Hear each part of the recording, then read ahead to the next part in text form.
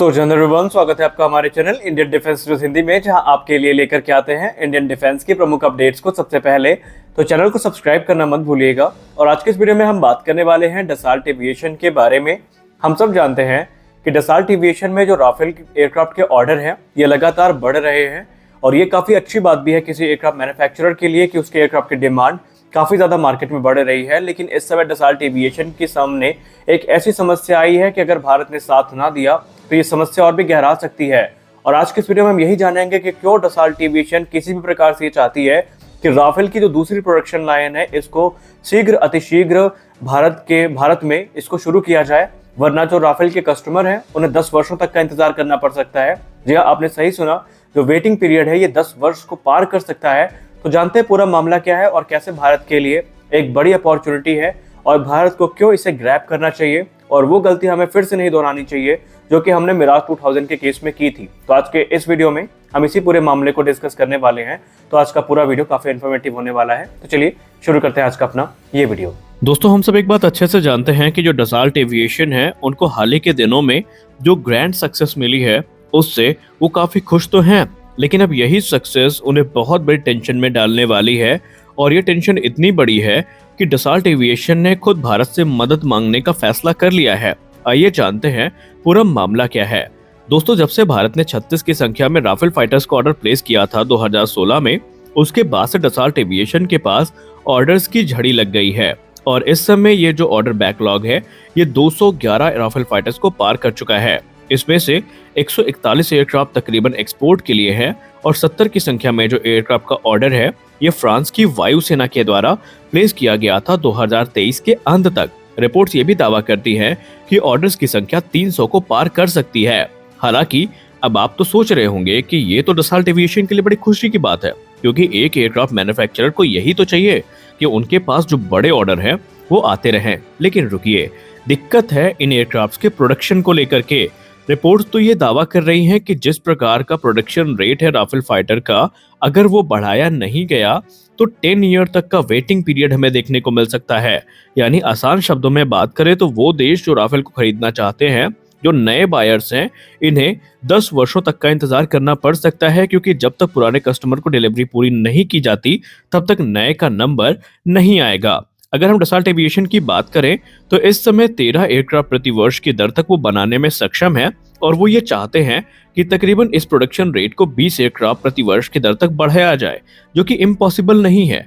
लेकिन दिक्कत आती है फ्रांस के अंदर जो सप्लाई चेन है उनकी, वहां पर इस प्लेस में बहुत सारे जो कंपनियां हैं वो हेजिटेट कर रही हैं इसमें पार्टिसिपेट करने के लिए, इसमें इन्वेस्ट करने के लिए, क्योंकि उन्हें ऐसा लगता है कि इतना बड़ा जो वर्क फोर्स है, वर्कलोड है, उसके लिए वो सही नहीं है। रिपोर्ट्स में ऐसा कहा जा रहा है कि बहुत सारी कंपनियां जो कि सप्लाई चेन का हिस्सा हैं, पहली बात तो वहां पर इंजीनियरिंग टैलेंट की कमी है।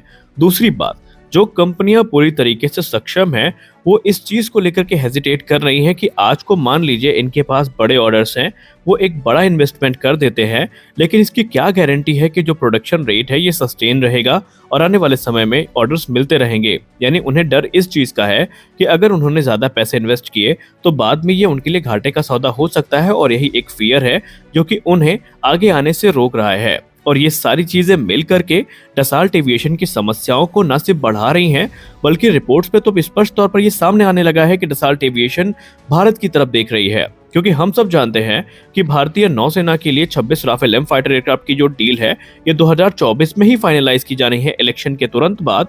और उसके बाद MRFA प्रोग्राम में भी अब ये मान के चलिए कि राफेल F4 स्टैंडर्ड ही एक प्रबल दावेदार ही नहीं बल्कि विजेता भी घोषित हो सकता है। और अगर ऐसा हुआ तो डसाल्ट और रिलायंस का जो ज्वाइंट वेंचर है, जिसको हम डसाल्ट रिलायंस एरोस्पेस लिमिटेड के नाम से जानते हैं, इसी ज्वाइंट वेंचर के अंतर्गत नागपुर की फैसिलिटी में राफेल फाइटर्स का प्रोडक्शन शुरू होता दिखाई पड़ सकता है। और ये बात आज की नहीं है, आप सबको पता है कि वर्ष 2021 से हम लोग ये सुनते आए हैं कि जो सेकेंड प्रोडक्शन लाइन है राफेल की, वो हमें भारत में देखने को ऐसा 90% चांसेस है कि मिल जाएंगी। और इस चीज को पुख्ता और ज्यादा प्रमाण तब मिला जब हमारे मिनिस्टर नितिन गडकरी सर ने एक सभा को संबोधित करते हुए ये कहा कि भविष्य में राफेल फाइटर्स का निर्माण हम नागपुर से होते देखेंगे। तो कहीं ना कहीं इशारे साफ हैं कि भारत में सेकेंड प्रोडक्शन लाइन आ सकती है, लेकिन उसके लिए भारत को सही समय रहते डसाल्ट एविएशन का साथ देना पड़ेगा। सीनियर डिफेंस एनालिस्ट और भारतीय वायुसेना के पूर्व अधिकारी ये मानते हैं कि जो गलती हमने 2000 के दशक में मिराज 2000 प्रोग्राम में करी, वो गलती हमें कतई दोहरानी नहीं चाहिए। क्योंकि एक समय ऐसा भी था 2000 के दशक में जब फ्रांस भारत के सामने पहुंचा था और फ्रांस ने कहा था कि आप जो मिराज 2000 का ज्वाइंट प्रोडक्शन ऑफर है उसको सेलेक्ट करें, उसको आप चुनें ताकि भारत में इन एयरक्राफ्ट का निर्माण किया जा सके।